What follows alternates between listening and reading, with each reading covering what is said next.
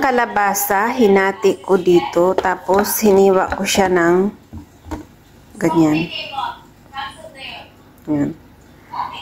Nang iwan ako dyan ng konti, dyan, tapos yan. So, ngayon, i-oven natin hanggang sa maluto. Lagyan natin ng olive oil. Lagyan natin ng olive oil. Lagyan natin ng asin. Lagyan natin ng black pepper. Lagyan natin ng paprika. Then, i-oven na natin hanggang sa maluto. Ang gamit ko dito ay pressed yogurt. Hindi nasa yogurt pa rin. Isang pack yung yogurt na gamit ko. Tahina.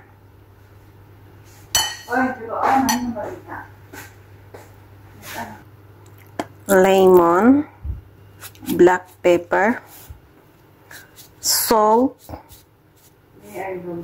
Then, i-mix natin ng mabuti yung ating dressing. I-mix natin ng mabuti yung ating dressing. Ilagay natin sa isang pinggan yung dressing na ginawa natin. Lahat ilagay natin. Lahat ilagay natin. Ikalat natin ng ganito yung ating dressing. Yung niluto nating kalabasa kanina, ilagay na natin dito. Yung inoven natin kanina.